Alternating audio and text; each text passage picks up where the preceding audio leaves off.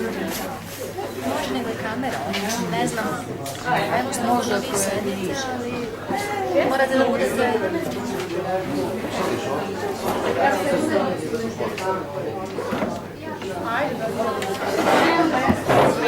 Što prebacimo u stavljamo? Kamere, kamera, zbog snimanja.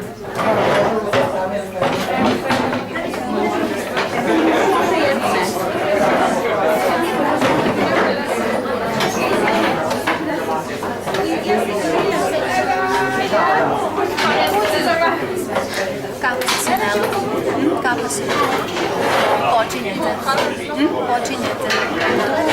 Kad je najlakše da smo počeli? Samo da počnemo.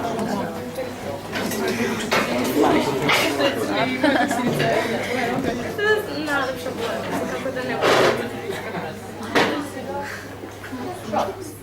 Let's start. So, I will address in Serbian. Is that okay? Absolutely. So, dobar dan svima, hvala vam što ste se održali pozivu na predavanje. Ovo je prvo predavanje našeg predkonferencijskog programa koje je namenjeno studentima i profesorima našeg fakulteta. I sa nama je Richard Parncutt, uvaženi gost, profesor sa Univerziteta u Grazu, on je direktor Centra za sistemsku muzikologiju, ali samo da malo možda ste pročitali, možda niste, kažem, some biographical details. Dakle, kao što sam rekla, je vode Centar za sistemsku muzikologiju u Brisbane univerzitetu. On je i važan član ESCOM organizacije koja u stvari podržava i koja je inicirala ovu našu konferenciju i ESCOM predstavnik u Srbiju i tako nekako sve i počelo. On je prošle godine bio predsednik, sad ima poziciju, da kažemo, prethodnog predsednika i organizuje tu veoma važnu konferenciju koja je objedinila praktično 4 mesta dešavanja na 4 kontinenta. On je inače iz Australije, tamo je završio u Melbourneu zvanje mastera fizike, zatim diplomacije psihologije, muzike i fizike i dakle ima veoma divergentno obrazovanje i interesovanje. U svojim istraživanjima bavi se muzičkim strukturama, visine konsonance, harmonija, tonalnost, tenzija, ritam, metas, akcent, muzičkim izvođenjem, psihologija, klavir, primene znanja u različitim aspektima primenjenih disciplina, poreklom se bavi poreklom tonalnosti i muzike, to je muzikološkom interdisciplinarnošću. I to se uključuje discipline kao što su psihologija muzike, teorija muzike, akustika, psihoakustika, istraživanje zvuka i muzike, kompjuterskim programima, procese memorisanja, sociologiju, filozofiju, istoriju, etnomuzikologiju, muzičko obrazovanje. All that! And objavljuje knjige i publikuje u svetskim vrhunskim časopisima. Ja vas molim da ga pozdravimo.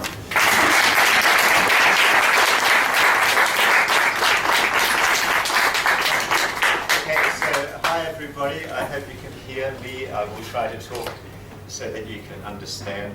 I hope that's good enough.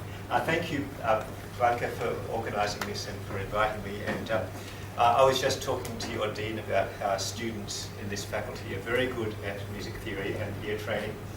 And therefore, that's a good start for understanding this talk. So I'm going to talk about music theory, what you think is music theory, and I'm going to ask questions which you maybe don't normally ask, and I'm going to give new answers that maybe you don't know. So my claim is that there are some very important and simple ideas in music theory which are incorrect and need to be corrected, and so after this talk you will have some idea what this means. So I'm going to talk about some very basic, simple things. What is a pitch? What is an interval? What is a scale? Where do these things come from? What is a chord? How do we perceive a chord? What is consonants and what is tonality? So these are obvious things that you know about, all right? Okay? Well, you think you know about them.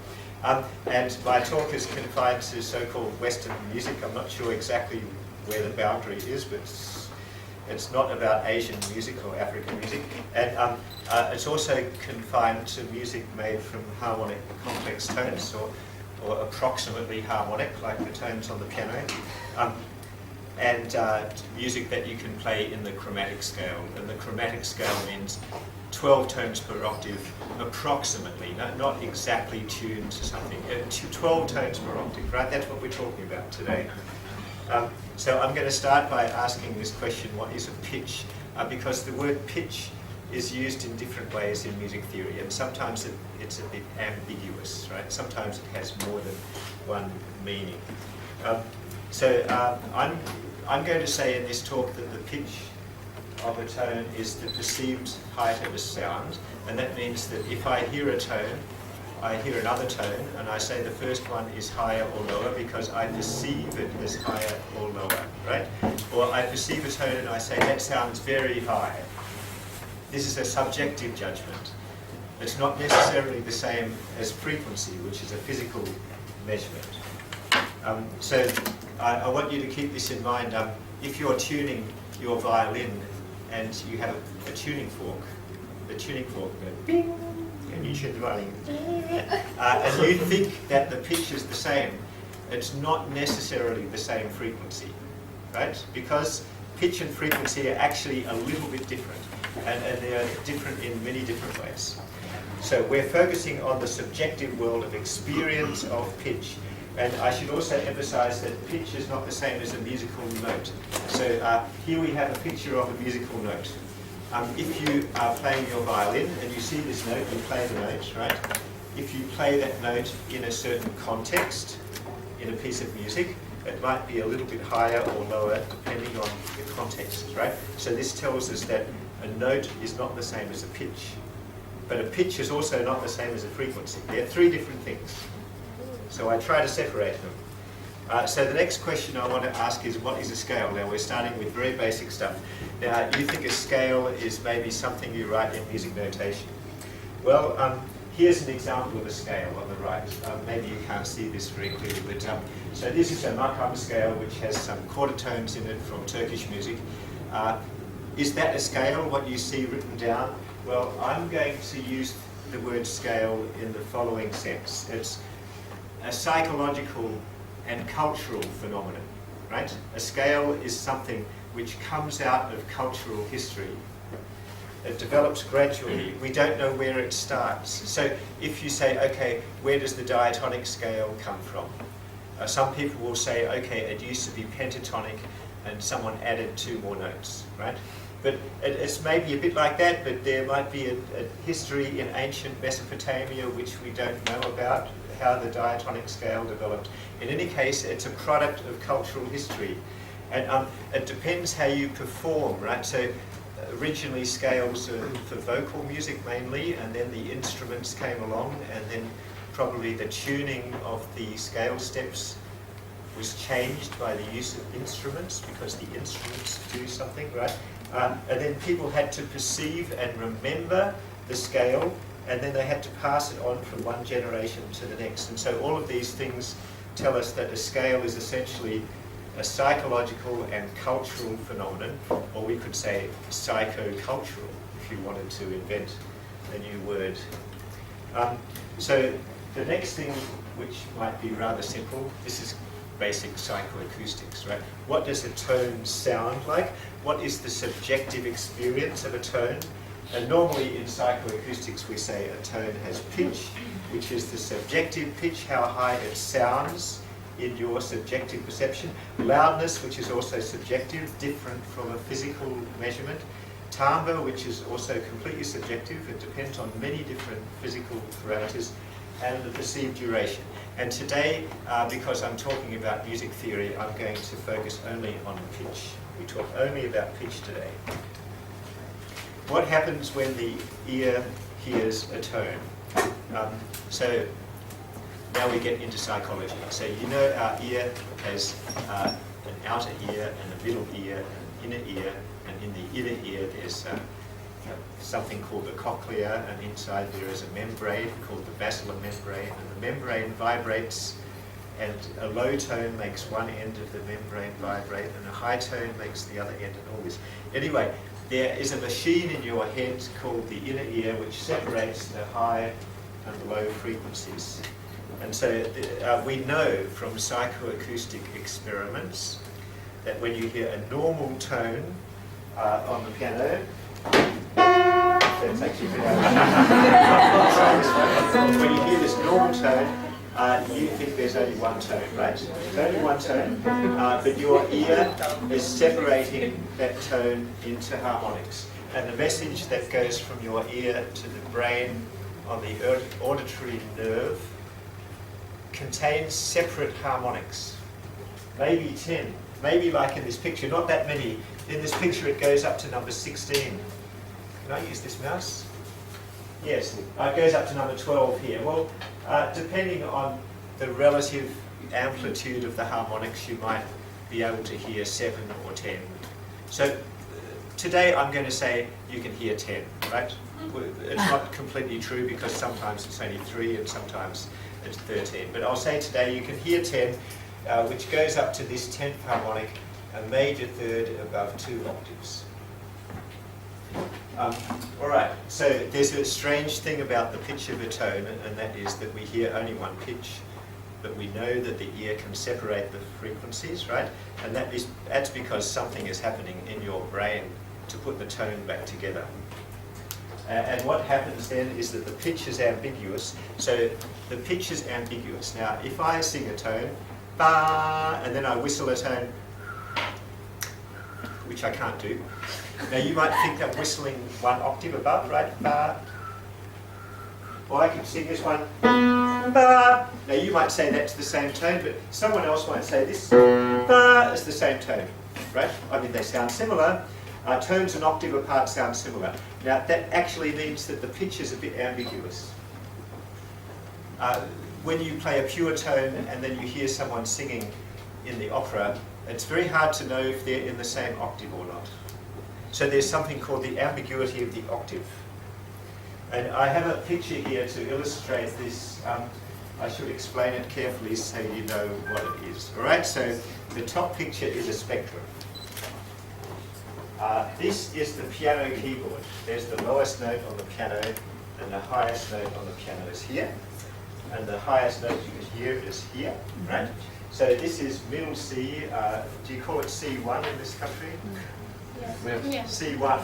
Okay, middle C, that's this one. Here, right? And these are the harmonics. Harmonics number 1, 2, 3, 4, 5, 6, 7, 8, 9. Going like this. So this is a physical representation showing the harmonics which are physically present in the tone. In the second picture we see the pitch that you might hear.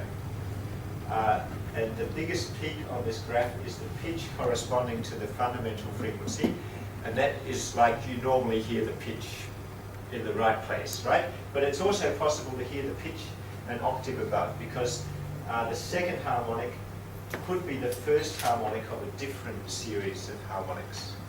There's a harmonic series inside of the tone which is an octave higher.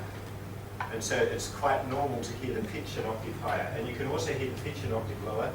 And so I'm trying to say here that the pitch is a bit ambiguous. And if you don't believe that's true, you can do a simple experiment where people hear 2 tones. And I say, okay, oh dear, not that tone again. And I ask, how similar are the tones? Now, a musician will say, that's a crazy question, no idea what you mean. How similar are those tones? If I ask non-musicians, they cannot recognize the intervals, and they just answer. I can play some tones like a trumpet and some like a clarinet, and then I can change the interval. I can do lots of things, and in the end I find out that non-musicians who cannot recognize intervals, they think an octave interval is more similar than a major 7 or a minor 9. And the reason why they think it's more similar is because the harmonics are overlapping, or more precisely, the pitches are overlapping, right? So 2 tones an octave apart have pitches in common. So that's an interesting concept which we're going to come back to one of the foundations of music theory is that tones have something in common when they're in a harmonic interval. Now I'm going to start talking about consonants, and so consonants is very important in Western music theory, and it's a very long tradition of talking about consonants. Normally we think that consonants is about chords and intervals, right? And there's a long history in music theory talking about which intervals are consonant and which are dissonant, and why is that, and is the perfect fourth interval consonant or dissonant, and all of that stuff, right? So now I'm going to claim today that every single tone has consonants and dissonants, and you might think that's a bit weird. Let's consider the Western tradition chant, sometimes called Gregorian chant. Those guys there with the black clothes, they were singing chant for many centuries in Western Catholic churches without any notation. It was an oral tradition. They learned it by ear, they sang the songs, they learned the texts, and only later people started to write them down, because you know this story, Guido d'Arezzo invented some idea about graphical notation, and after that people started to write the chants down. Right? Before that it was completely an oral tradition, and these chants are almost entirely diatonic. Diatonic means you can play them on the white notes of the piano in transposition. Right? We're not sure exactly the absolute pitch. And when I say the white notes of the piano, I don't mean exactly equal temperament. I mean approximately the white notes of the piano. Okay? I don't care if it's any kind of tuning. It's just approximately equal spaced. All right? Now, here's a very interesting thing. Some tones in chant happen more often than others. So if I'm a monk and I'm singing da da da da da da da da da da, you might think that I'm selecting any tone out of the diatonic scale, and every tone is equal. Right? You would think they're all equal. Well, in fact, they're not equal. According to this graph, if you look at the black line here, the black line is how often each tone happens. The tone G happens more often than any other tone, and the tone B, which we call Ha in German, do you call it Ha? We call it, yeah, okay. The tone B or H, right, happens the least often. This black line is when we count all of the tones in hundreds of chants. I found a book where some people a long time ago wrote many chants in a book, and I just counted the tones, right? So the tone G happened most often. This line up here, the broken line, is the final tone. So maybe you're familiar with the idea that the final tone of a chant is often G, because the mode on G is quite a common mode. But for the purpose of this talk, I just want to talk about all of the tones. The tone G happens most often, followed by the tone F, followed by the tone E and A and C. And an interesting point is that C happens more often than B, and F happens more often than E. The mode on E happens more often than the mode on F. The tone F happens more common than the tone E. That is really quite remarkable. So if that's true, and the differences are enormous. Look, this is 0 here, right? This is 0, 100, 200. I'm counting the tones. The differences are enormous between G and B. Look how big the difference is. If that's true, we should try to find a reason for that. And I would like to claim that the tone G is more consonant, and the tone B is more dissonant, and that the monks who were singing these chants intuitively had a feeling for the consonants and dissonance of each tone, because what were they doing? They were expressing the word of God with sound, and that was beautiful. They were creating something that was intended to be beautiful, so of course they focused on the most consonant tones. Now, why would one tone be more consonant than the others? Well, here are the harmonics of G, which go like this. These notes here, right? And here are the harmonics of B, which you call Ha, and the harmonics of B have some sharps in them. And the sharps are not part of the diatonic scale, so you see that there is the overlap between the harmonics of G and the diatonic scale is almost perfect. Right? approximately, I mean the tuning is not a problem, right? They're approximately the same on the piano, right? And for the tone B, there are a lot of harmonics which are audible according to psychoacoustics, but they clash with the diatonic scale.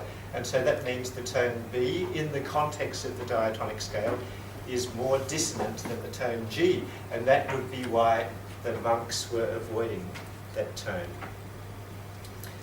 So here is a prediction based on that theory. The theory simply says, out of the 10 audible harmonics in a tone, how many octave equivalent with the diatonic scale step or something. And the theory predicts that G is the most common tone, followed by C, D, F, and A, and then E is a bit less common, and B is the least common tone, and that corresponds approximately to the data. Not perfectly, because in different traditions there are variations in the Gregorian chant tradition about this. So here is another picture of how often tones happen. I asked this question. Oh, I haven't. I should have asked the following question. The question I'm asking is, which tones happen more often and why? Right? So I already talked about the Gregorian chant, which tones happen more often. But of course, in tonal music, some tones happen more often than others as well. And these pictures are based on regular, major, minor tonal music. Perhaps you know about Carol Krumhunsel, who is a famous music psychologist, and this is the famous result that she found.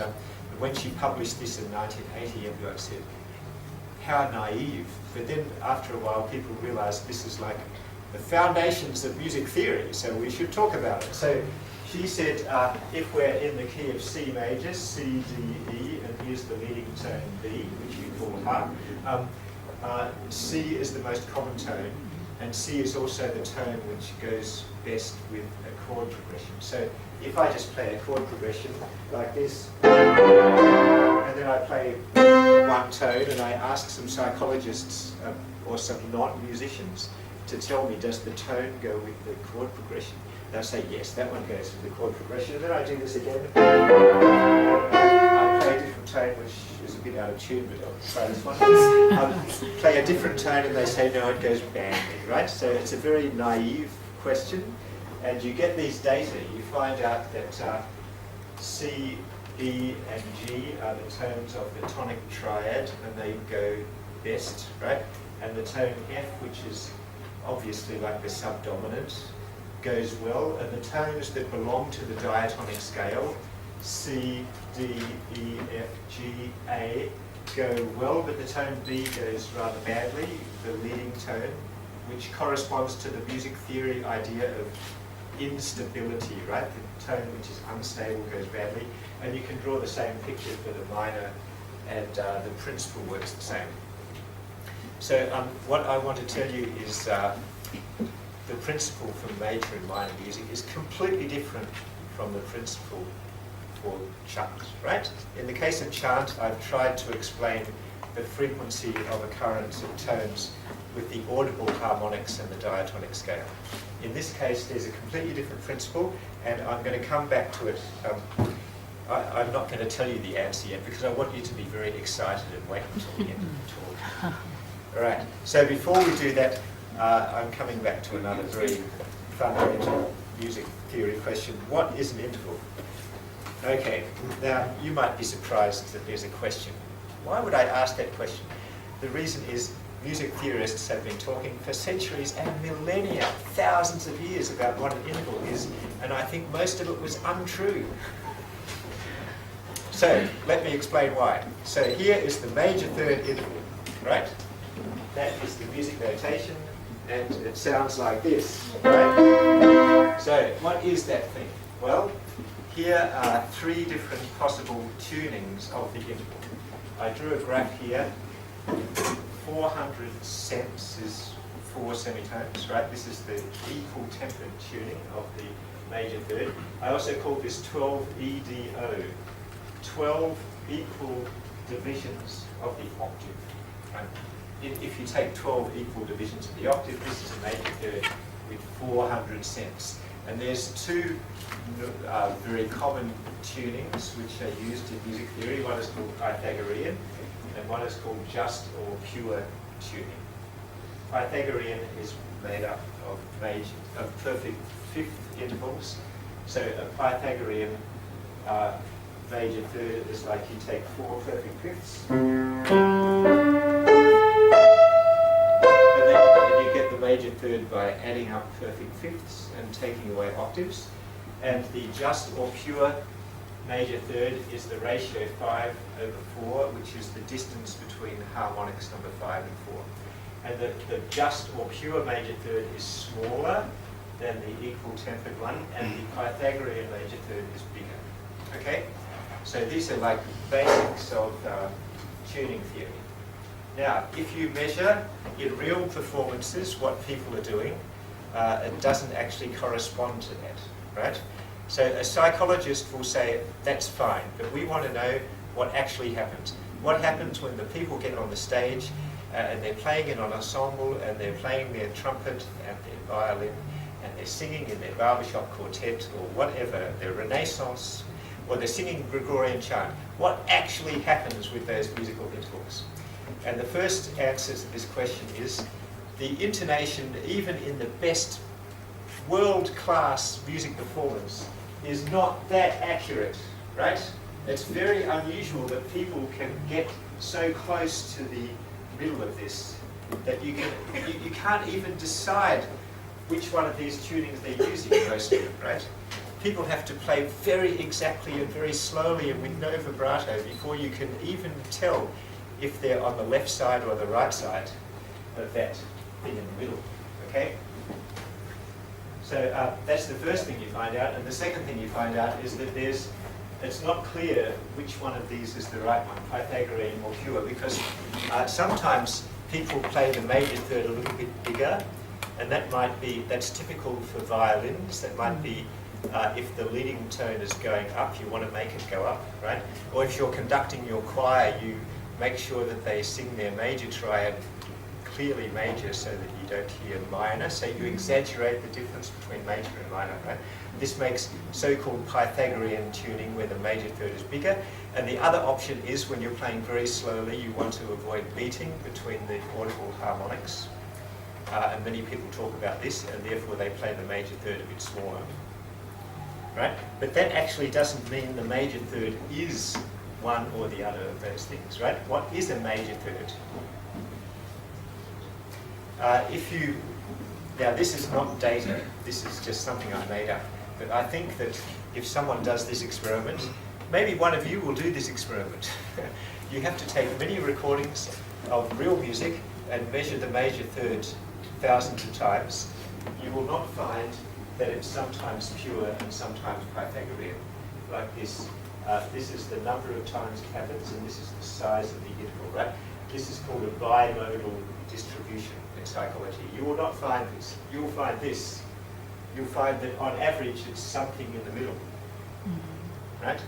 And so, and that being the case, we realize that the major third interval is not a ratio. It's not a ratio, it's a distance.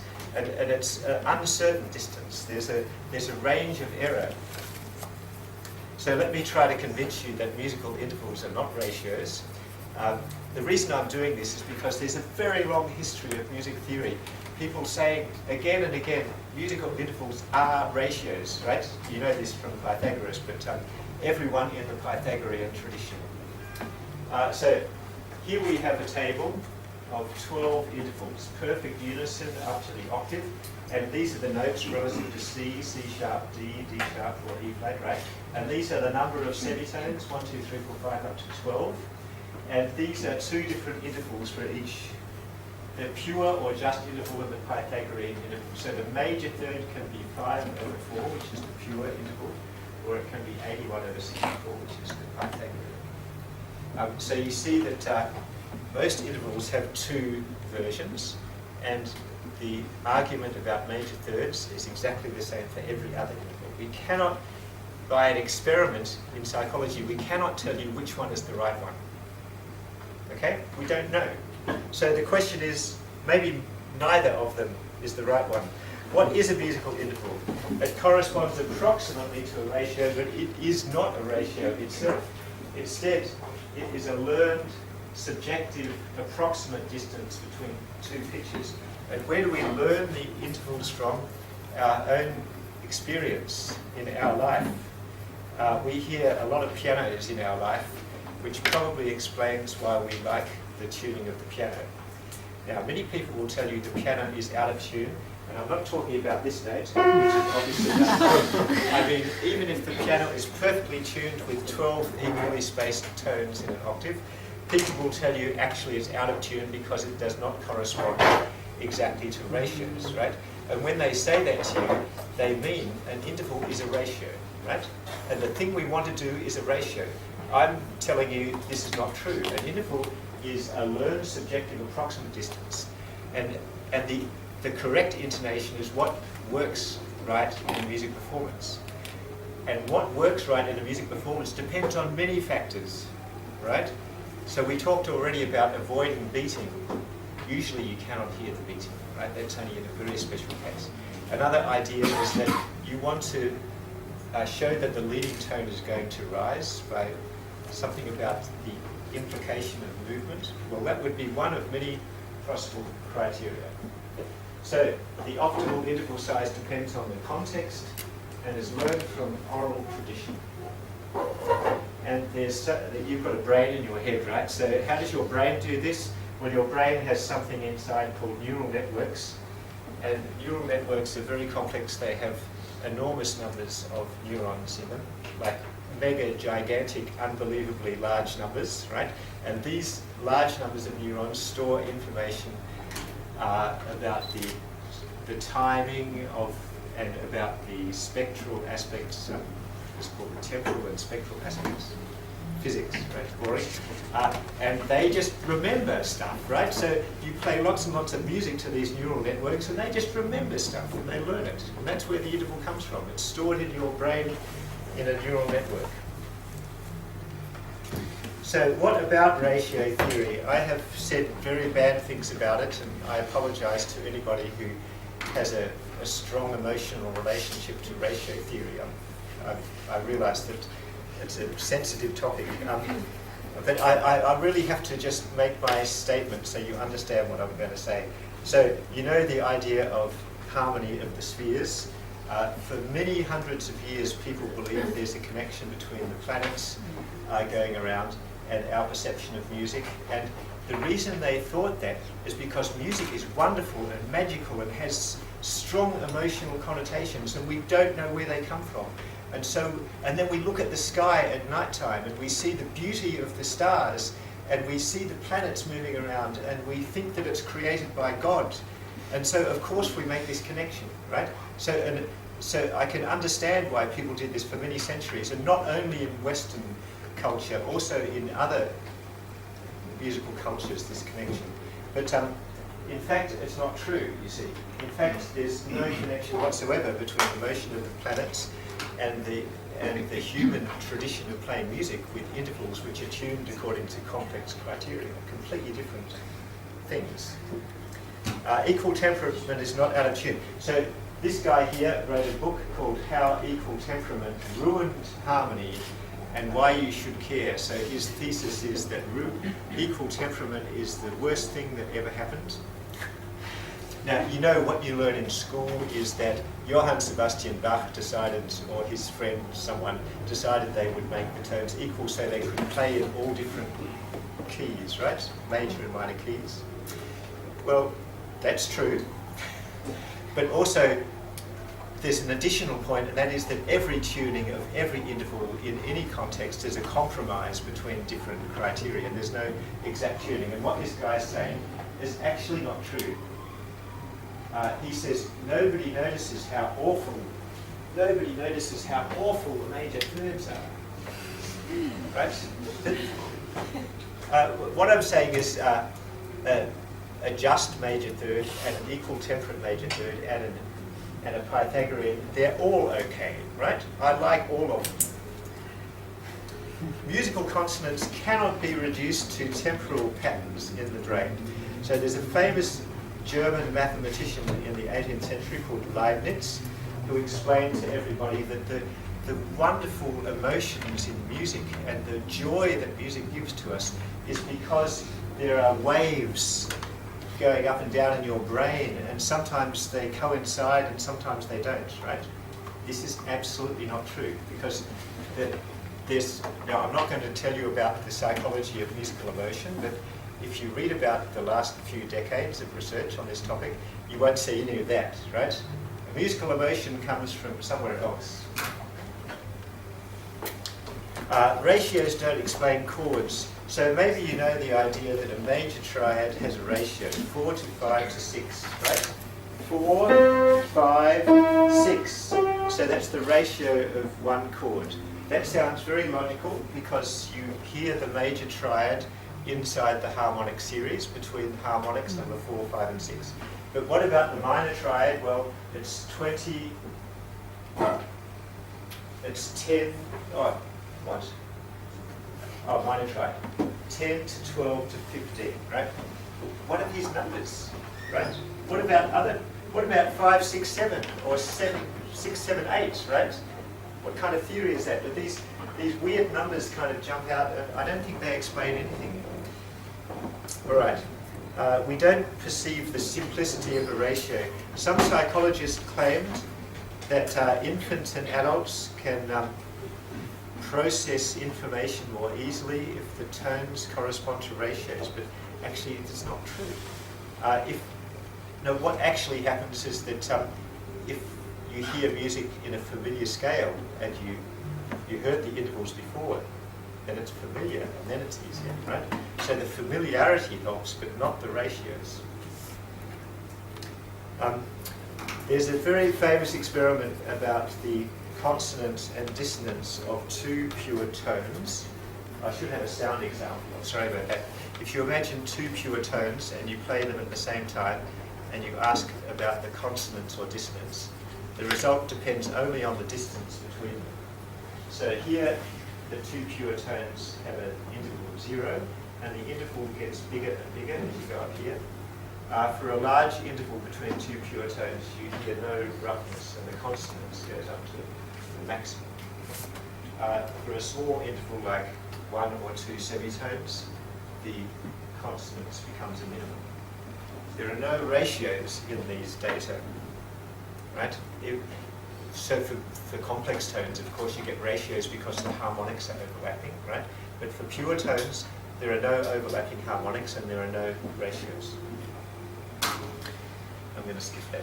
So this is no news, actually, because the ancient Greeks already knew what I'm saying.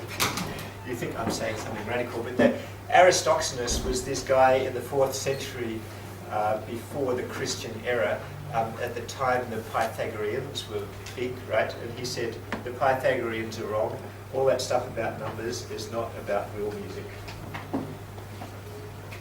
The knowledge of magnitudes, by which he means the numbers, does not enlighten one as to the functions of the tetrachords, which is the foundation of Greek music theory. He said, basically, if you want to understand music, you have to play it, and you have to understand the process of playing and perceiving.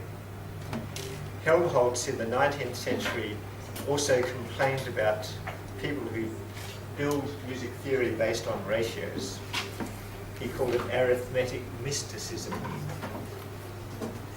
And Dalhaus, the 20th century musicologist, said, whereas in the ancient medieval tradition, number ratios were considered to be the foundation or formal cause of consonance, in modern acoustics and music theory, they paled to an external measure that says nothing about the essence of the matter. So what he means is the ratios that are supposed to represent intervals actually don't explain anything, right? The real explanation is somewhere else. So now you might be thinking about intonation. I should explain something about intonation in order to make it clear that musical intervals are not ratios. We have many experiments in the last few decades about intonation in music, and here is a summary of the results. The most preferred intonation in the best music by the best musicians is close to 12 equal divisions per octave, like the piano. So it doesn't matter actually what instrument they're playing or whether they're singing. This is the result that psychologists find when they measure the best performance. Pythagorean intonation, in which major thirds are a bit larger than equal temperate, is sometimes preferred and in certain situations, and sometimes smaller major thirds are preferred when people seem to be avoiding beating, and that's it. So this is what intonation depends on in real music. It depends on perception. I haven't mentioned octave stretch yet. In real music, people like octaves to be a little bigger than a ratio of 2 to 1. So the ratio 2 to 1 actually sounds a bit out of tune. I should have a sound demonstration. I'm sorry, but you can demonstrate this, right? So that means that most intervals are actually a bit bigger than the corresponding ratios. So intonation depends on cognition, the way you perceive the musical structure, the stability of the tones. Some tones are more stable and some are less stable. So the intonation depends on performance. Some soloists usually play a bit sharp compared to the accompaniment. And when they do play a bit sharp, it sounds actually good. People like it. Some instruments have technical problems which change the intonation, but people get used to it because familiarity is the foundation of this whole theory. And of course, intonation also depends on interpretation. So you can play deliberately out of tune, if you want, in order to express emotion or to interpret with timbre or rising to a target pitch or something like this. So this is the real world of music, how intonation works. What about quarter tones? They lie between half-tone steps. And the tuning of quarter tones is also approximate, just like the tuning of the half tones. In Eastern theories, like in Turkey and in the Middle East, there are theories of ratios, just like in Western music. And from a psychological perspective, these ratio theories are equally problematic. Because quarter tones are the same thing. It's a tradition which you learn by ear, and then you like it because you become familiar with it. What about enharmonics? So you're thinking, okay, sometimes we write C sharp and sometimes we write D flat. What exactly is the difference? Well, I'm going to claim today that there's no relationship between enharmonic spelling and pitch. And people find that quite surprising because many people think that G sharp is higher than A flat, right? So sometimes when you're playing the violin and you see G sharp, you would think it's a little bit higher than A flat. Well, that's actually true if you're playing Pythagorean, right? Whoops, I'm going to fall over here. In Pythagorean tuning, G sharp is higher than A flat. But if you're playing in just tuning, which people sometimes seem to do, then G sharp is lower than A flat. And so actually you cannot say in general if they're higher or lower. You can just say there's something funny about the notation system, which means we have to change the name of the note.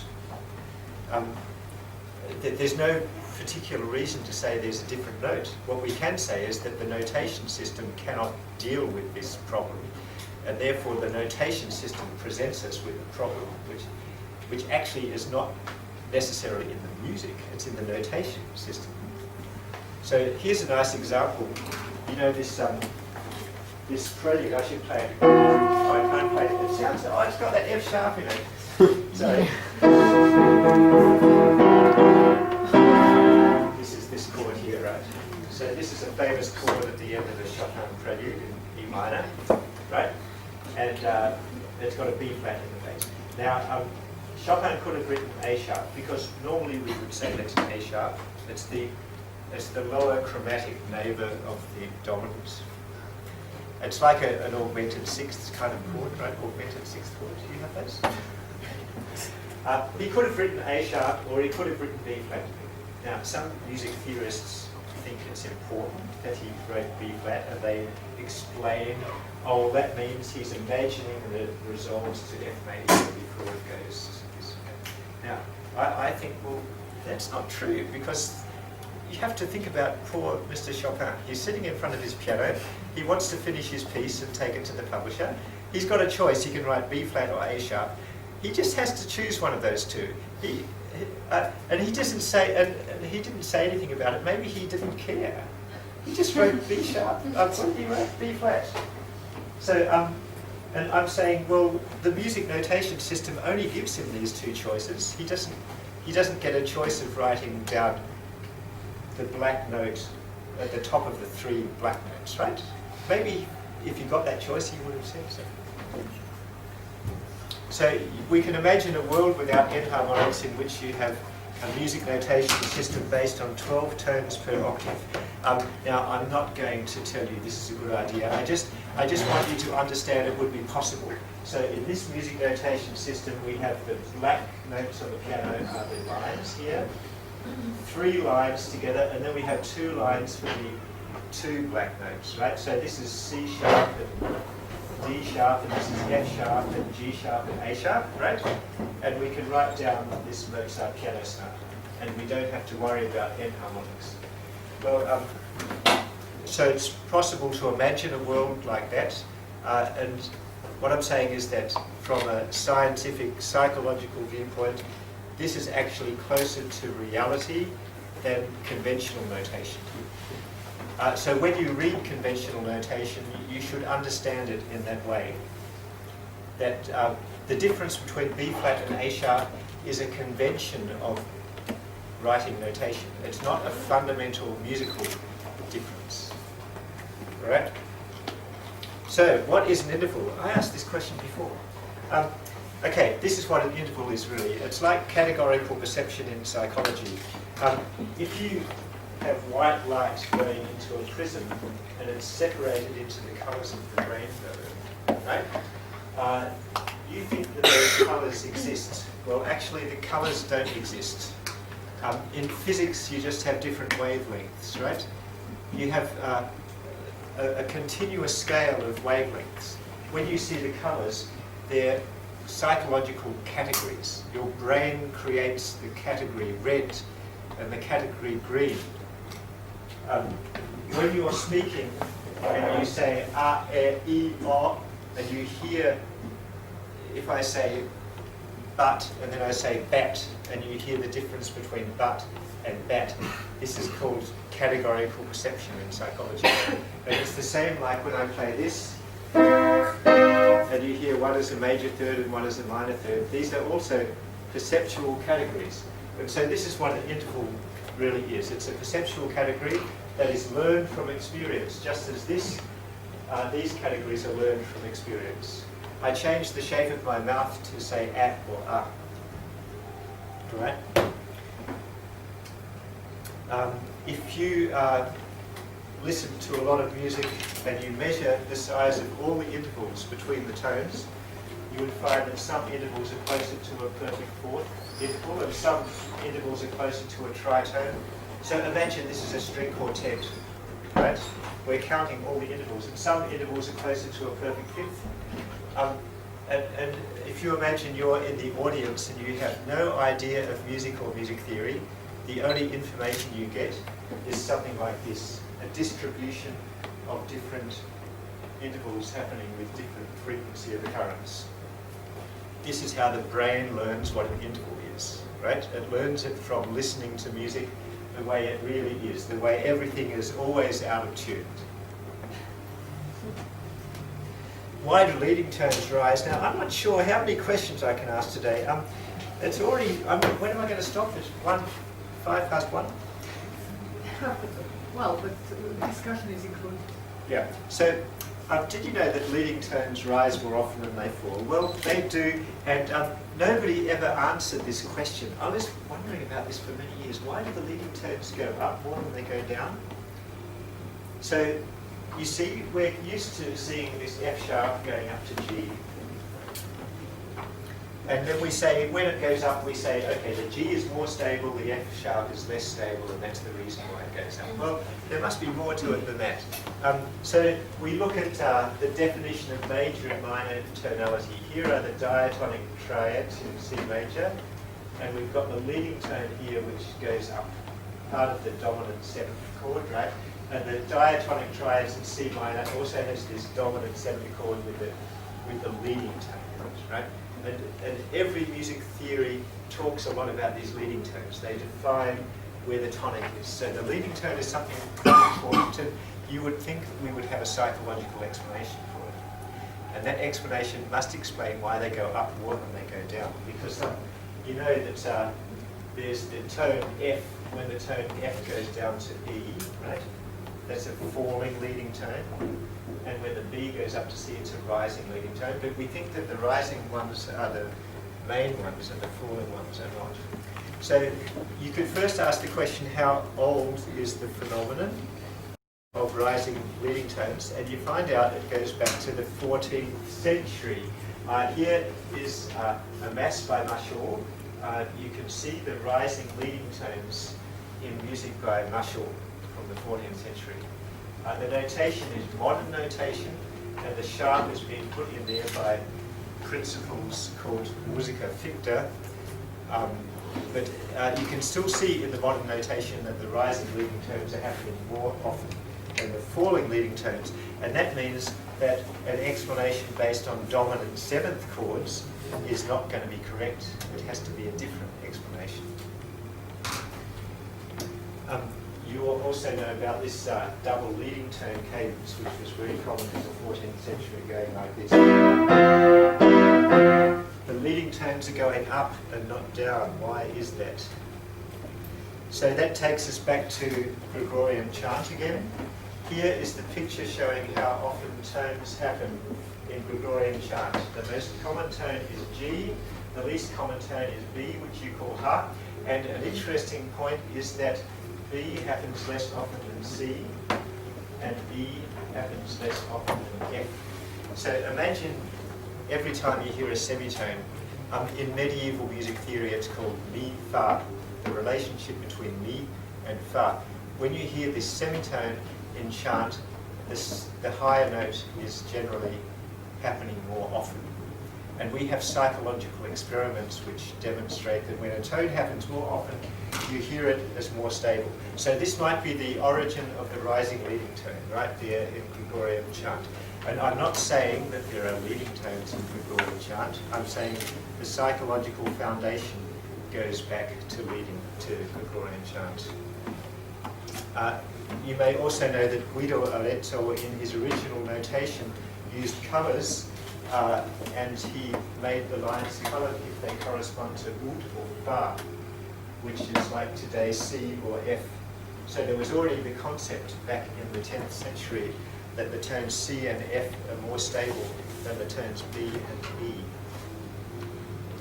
So medieval listeners listened to the mi-fa semitone, associated it with a stability difference, and maintained that idea in Renaissance polyphony. And it somehow got stuck into Baroque tonality. So I hope this is the last chord. How many questions should I ask today? Yes. Do you think I can ask another question before we stop there? So, missing fundamentals of music theory. Some chords are more common than others. That's really interesting, isn't it? Here are all possible trichodes. Have you studied pitch class set theory? Pitch class set theory? You don't do that? No? Okay, so you can take the 12 tones in the chromatic scale and find all possible combinations of 3 notes systematically, and you find out that there are 17 or 19 trichords, and they sound like this. Many combinations, right? And these chords that you're familiar with, suspended fourth chord, diminished triad, minor triad, major triad, augmented triad, are just 5 out of that collection of all possible combinations. So a good theory of Western music should explain why some chords are more common than others, right? Don't you think? Well, we counted them. So we, first of all, in my lab, we decided we would find out which chords really are more common than others in different historical periods. In the 13th century, the 14th, and the 15th, and the 16th. And so we got a whole lot of vocal polyphony. We got music from different centuries in music notation, put it into the computer. The music was all vocal polyphony, right? We counted how often the chords happen. in the music, and we found out that generally the major triad, 0-4-7 in semitones, is happening the most. These are prepared and unprepared chords. We distinguish between prepared and unprepared chords. A prepared chord has a note tied from the previous chord. So major is more common than minor in the 16th century, followed by the suspended fourth chord, which is like this one. Suspended fourth chord called 0-2-7, and then diminished. There are two other chords here called 0-2-5 and 0-3-5, which are like these ones. These chords don't have names in music theory. What should we call them? But they happen very often. So then we realized in order to explain which chords happen more often, we need to account for these data. If you do that, you find out the traditional list, major, minor, augmented, diminished, does not correspond to musical reality, because the diminished triad doesn't happen very often and the augmented triad happens almost never. If you take a big database of music, augmented is amazingly uncommon. What really happens is major, minor, suspended fourth, 0-2-5, 0-3-5, and diminished. So 0-2-5 is this one, right? And 0-3-5 is this one. And a psychological theory to account for this is based on three factors. Chords are preferred if they are smooth, harmonic, or familiar. A smooth chord is one that does not make roughness in your ear. So roughness is like this. Like this sound. This is a rough sound, right? Chords that do not have roughness are preferred and more consonant. Chords which are similar to the harmonic series are preferred, and chords that you're familiar with are preferred. And so in this way we can account for that data that I showed you. So the reason why, the reason why the major and minor triads are so important in Western music theory is not because of some ratios, or it's not because they're natural, right? It's because they are consonant. They're consonant because they're smooth and harmonic and familiar, all right? And they're smooth because they have no minor second interval, which would be a rough interval, and they're consonant because they have a perfect fifth interval, a harmonic interval, right? And they're the only two possible chords with both of those things, a perfect fifth and no minor seconds or major seconds. Oh, sorry, major. That's a mistake. It should say no seconds. No seconds. What is the root of a chord? Now, I'm not sure if I should continue doing this because people must be getting a bit tired of this. I should talk about the root of a chord now. Yes. What is the root of a chord? Because this is also the foundations of music theory. Here are some jazz voicings of the same chord, right? So they sound like this.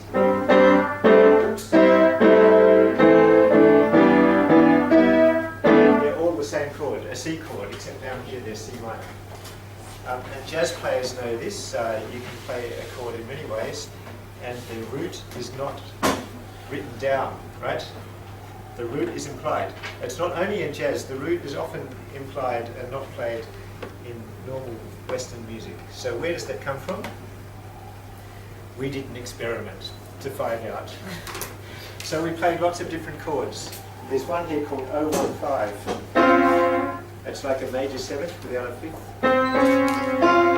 That's the top left one. And the next one is 025. And the next one's 027, which is like a suspended fourth chord. And the next one is 035. And then comes 036. Diminished. Oh my god. Minor. Right. So we played lots of different chords, and in the experiment, the listeners hear the chord, and then they hear a tone. Like this, and we say, how well does the chord go with the tone? And the result is on this graph. And I'm not going to explain this to you, but there's a very simple answer to the question, which tone goes well with the chord? It's the lower tone of a perfect fifth interval. happens very often.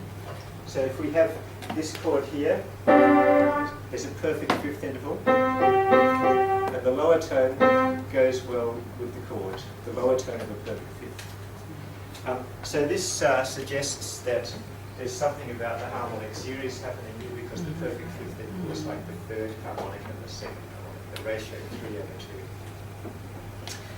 3/2. So we can say from this experiment that the root of a chord is something about the harmonic series, which is exactly what Jean-Philippe Rameau said in the 18th century, except we say it in a bit more sophisticated manner.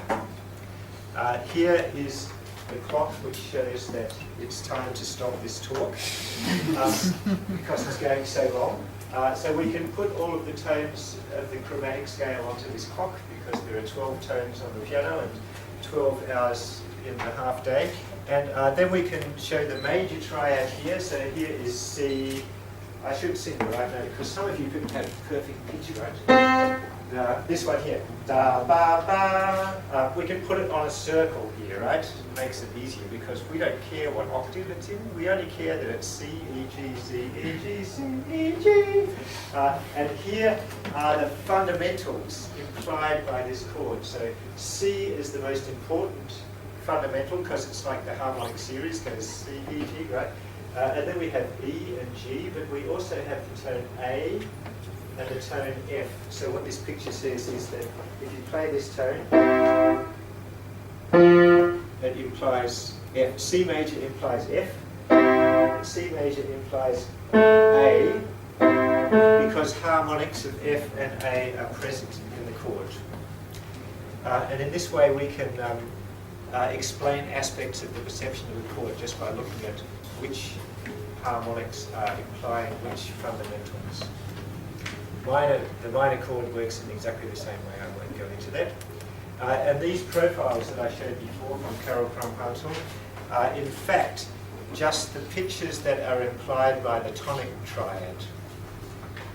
So what you see on the left here is how often the tone C happens in the key of C major, or how stable the tone C appears to be in the key of C major. And here is F sharp here, seeming very unstable, and the tone B seeming unstable. This picture here is actually the perception of the tonic triad. It's like, how likely is that tone to be the root of the tonic triad? How likely is that tone to be the root? Which pitch is the most clear inside the tonic triad? And the same applies to the minor chord here. So this is C, E flat, and G. And interesting that E flat is, according to Karol Parncutt, E flat is more important than G inside the C minor key. And it's also predicted by this model about the roots of chords. So this seems very complicated, but there's a very easy way to look at it. So you heard about Schenker. Did you do Schenker analysis? Oh dear. Okay, yeah. Okay. You heard about, some people did Schenker analysis. Anyway, so there's this guy called Heinrich Schenker who developed a new way of analysing music 100 years ago. And one of the things he said was that a passage of music in a major or minor key is a prolongation of the tonic triad. Right? So when you play, he said that chord progression is just a prolongation. It's like taking the tonic triad and making it longer, adding some decoration. Well, that's all I'm saying. I'm saying that this story about the perception of a major or a minor key, you can explain it just by understanding the perception of the tonic triad. That's where it comes from. So I think I have so many great questions.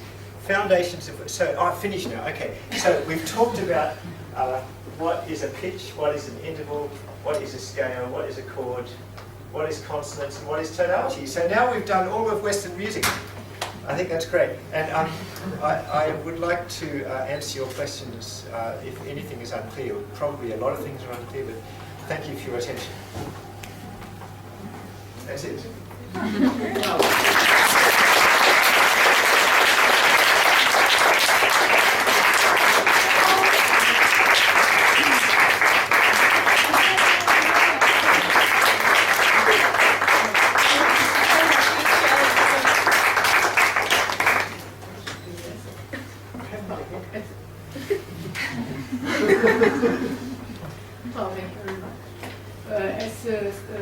to applause. People like it, and it wasn't hard to follow. So we are in a question phase. Can I just ask to repeat one slide that you showed? It was right after the consonants, and then it was talking about familiarity, and there was a lady with a trainer, something. Ah, yes, okay, the trainer.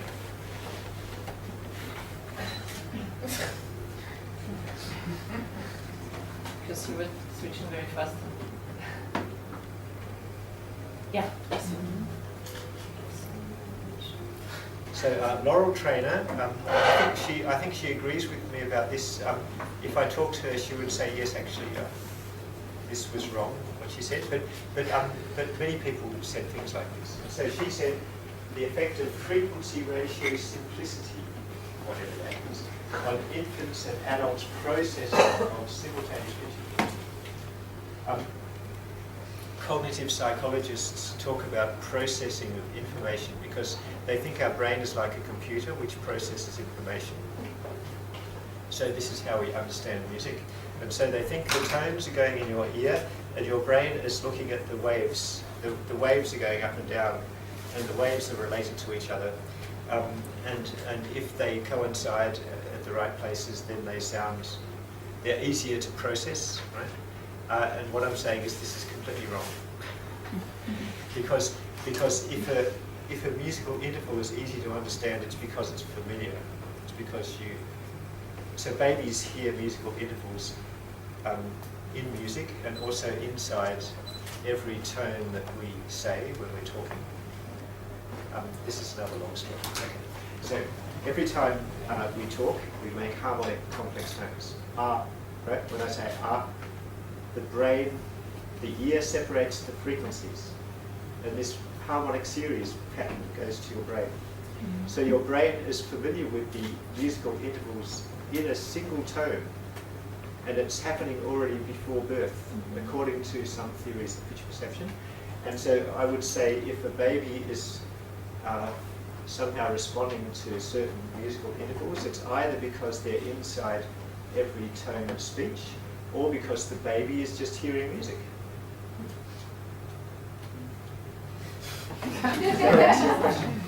But you mentioned before there was an experiment that they actually evaluate how the consonants is perceived, and right, if I understood correctly, and so the which chords are used most common, were most pleasant for the ear.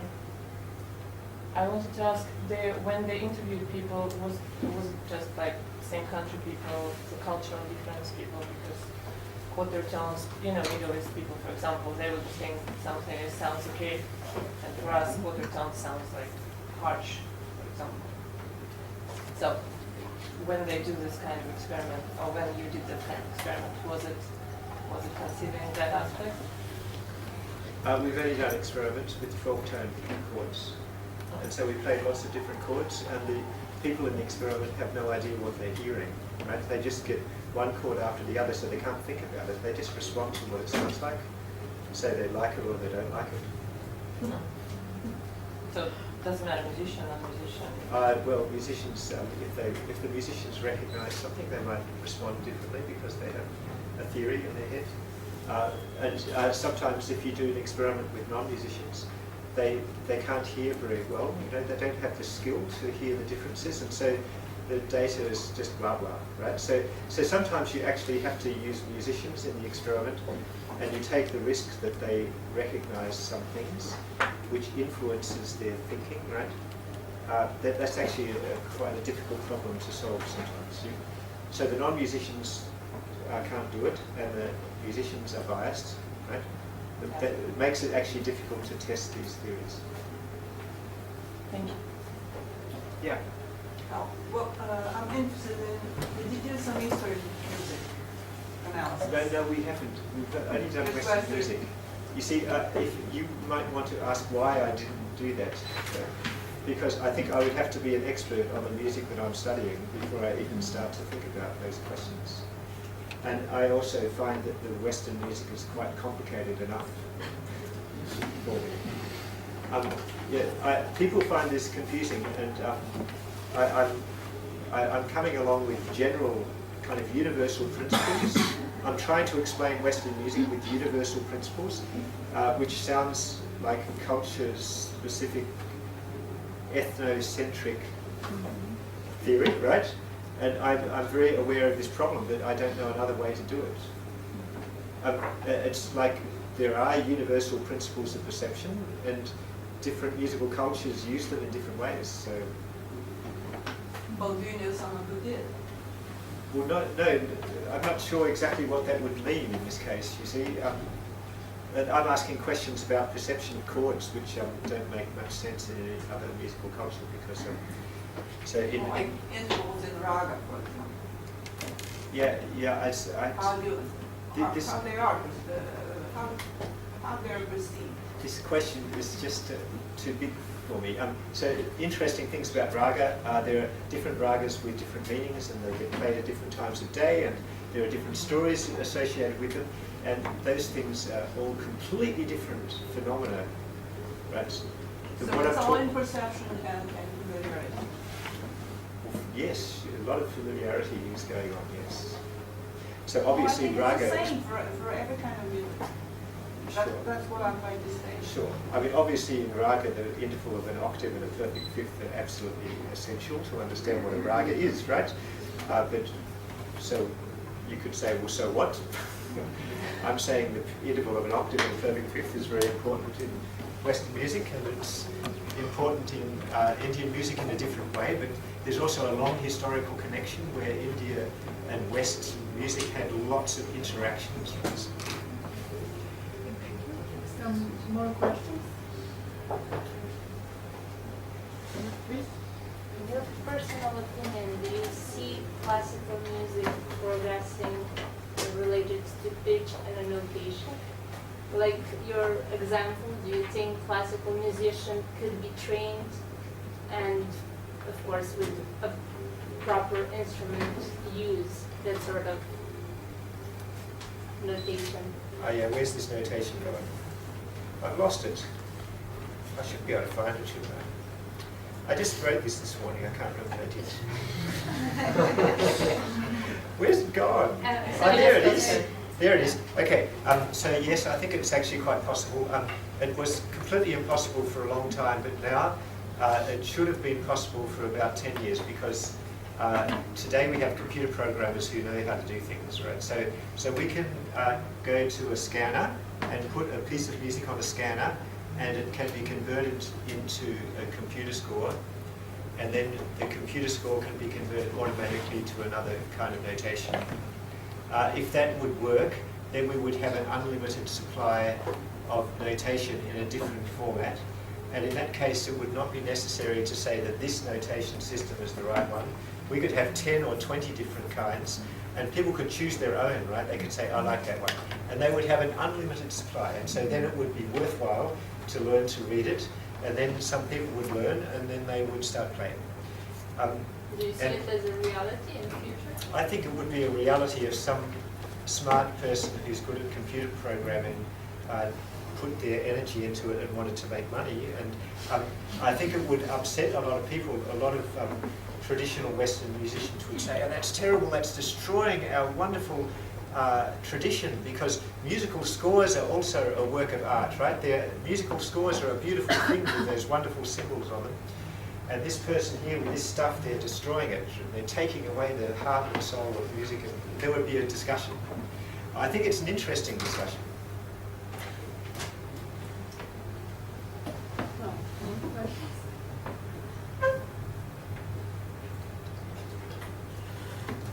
Oh, feel free. I'm sure there was another question. Somebody put their hand up and they put it down again. Who was that? Someone did that.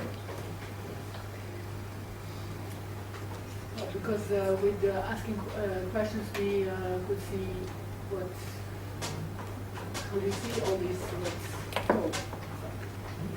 You get in fact feedback from you react. Well, but is there some questions? Okay. Thank you for the great talk. And this is just a clarification question. You mentioned that in chant there are different principles for some tones occurring more often than in chant than in tonal music. So I was just wondering about the tonal music because if I understood correctly, in chant it is the audible harmonics of the individual tones that make them more appealing, and I didn't understand about the tonal music. What is the principle for some tones occurring more often than others? Yeah, I should explain it again. What's the principle? I put it here somewhere. The root chord, and then I said here, okay. So in this picture, I said the root of a chord is normally the lower pitch of a perfect fifth interval, right? Which means that that tone sounds more important. So if I say, okay, this is the chord, then I tell you that this is the root. Somehow the root sounds more important than the other tones, right? And we need a theory to explain, in general, which tones sound more important. So Carol Parncutt played these chord progressions, and then she said some tones go best with the chord progression on this graph, and some are happening more often. And the question is why they sound more important or they're happening more often. And I'm just saying the answer is because they're more likely to be the root of the tonic. So you know this is the root of the tonic triad here, but this is, the G is also a possible root. Now you might think that's a bit strange, but you know if I play this chord progression, if I play a very simple chord progression, this is a subdominant, and this one here is called a tonic 6/4. What do you call a tonic 6/4? A second inversion. Cadential 6/4. A cadential 6/4. And so some people say we're playing in the key of C major. Some people say that's a C chord in second inversion. Other people say it's a G chord with a double suspension, right? So the Schenker theory says it's a G chord with a double suspension. If it's a G chord with a double suspension, the root is G, right? And that's this one here. This is the root of the chord. And so what I'm saying is that every tone in the chromatic scale could be the root of a chord, but most of them are very unlikely. This is another possible root. You could make E the root of a C major chord. So I could say, okay, I could say that's in root position. This is the root. And you'll say, well, that's complete nonsense. It's first inversion. But I'm saying, no, it's this chord. It's just an E minor chord with a suspension, right? So it's possible to hear that as a root position, and that corresponds to this note over here, right? And so we have a theory to predict what is the probability that a tone will be the root of a chord, and that explains how often the tones happen. Thank you. Thank you for asking this question. It gave me the opportunity at last to explain it properly. But I didn't quite get, how did she arrive at this graph? Okay, she apparently she didn't have the theory to rely on, so I suppose, was it... No, she had no theory, and she also complained when people said afterwards, what's the theory? She said there is no theory, it's only data. So she just played the chord progression, followed by a tone, and asked the people how well does the tone go with the chord progression. And they said, oh, it goes badly on a scale from 1 is very bad and 7 is very good. Right? She just collected this data. Okay. Yes. I have a question. This lady here asked if that person who did that research, where did they collect that data? For example, if you have people who are non-musicians and they hear songs for whole their lives, and they hear chord progressions, and they are somehow more likely to say that G is more likely to sound good in that chord. Yes. I don't know if you understand me well. Yes. So if you have like a baby in African tribe who has no idea of other cultures, he would probably that baby would probably hear something different. So I don't know where did this came from, and maybe that is another question, like why is that C-E-G, why is that chord, and that why is that the base of all tonalities, and where did that came from? Okay, so you asked two questions. The second question, why is C, E, G the basis of tonality? That's because No. the major and minor triads are much more consonant than any other possible chord on the piano. Yeah, I know So that, that's, but that's one question. The other question is, what about the baby in the African tribe, you're saying, right? Yeah. So Carol Crumb-Huntsell did say very clearly that this is based on familiarity with Western music, as it is, right? Because the tones that go together with the chord progression also happen more often, and you can count tones in as much as you want, and you find a very strong correlation. The tones that happen more often are perceived as more stable, right? So the question then is, why is the music like that and not some other way? And that is because for centuries in Western music we had this idea that the tonic triad is the foundation, and everything is compared to the tonic triad, and we start from the tonic triad and we go away and we come back. So then you would say, okay, you should be able to change that. People from a different culture would perceive it differently, right? Well, it doesn't work very well because people from a different culture, well, people all over the world are hearing Western music all the time, so it's very hard to find someone who doesn't hear Western music. And if you do find them, of course you can measure different profiles. And there are some, there's some research in the literature about, for example, Indian listeners who listen to Indian music all the time and hardly any Western music ever in their whole life. And of course they have different profiles. Sure, when you play a melody and you say, how does the tone go with the melody? It depends on their experience. On the other hand, if you take musicians and non-musicians in Western culture, they give exactly the same answer. That's quite remarkably close. yeah, but when you give me a sec, just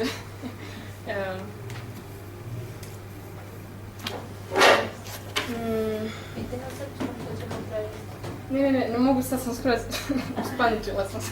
Šta hoćeš da kažeš? Pa, Can I help? Maybe what she wants to ask is, you talk a little bit about smoothness and roughness perception.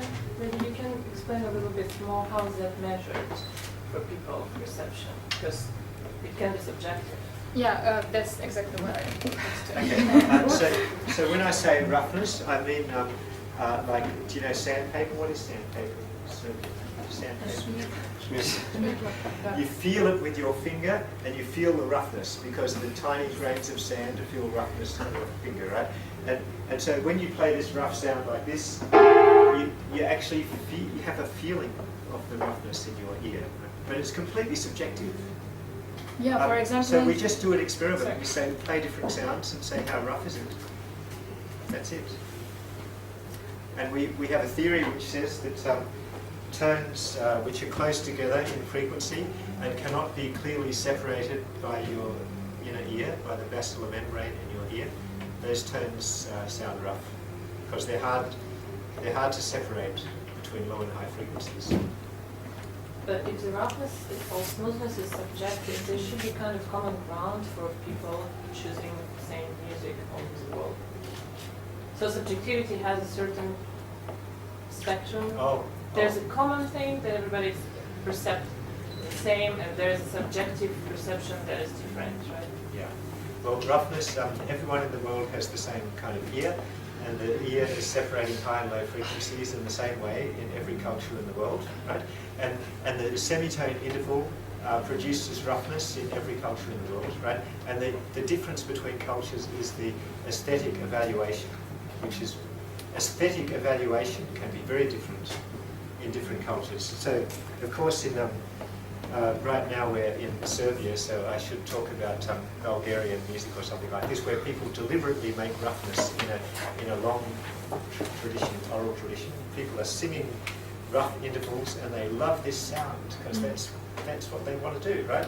Well, you can think roughness sounds good or bad, but it's still rough, right? So there's a long tradition in Western music of thinking roughness sounds bad. So the idea that the dissonance has to be followed by resolution, right, is absolutely fundamental idea in Western music. And so that implies that the roughness is a bad thing, but that's a culture-specific idea. So the roughness is universal, but the aesthetic evaluation is culture-specific. When you say universal, that's from physics perspective? Yeah, from physics and physiology. Is it beats inside of a tone? Yeah. Look, if we want to talk about musical universals, I should say in ethnomusicology, people often say there are no universals because every culture has its own identity and should be seen from inside the culture. But it's also true that every human being has certain physiologies.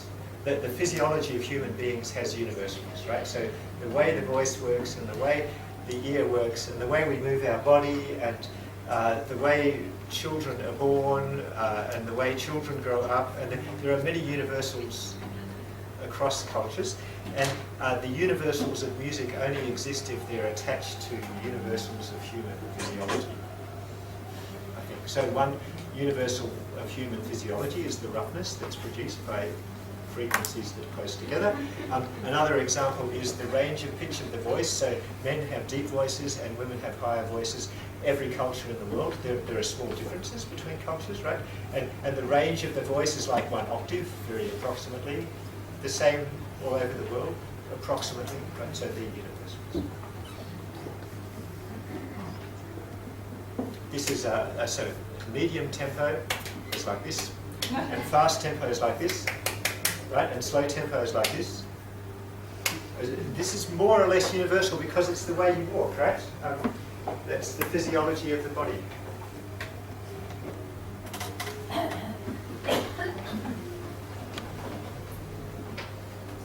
Thank you.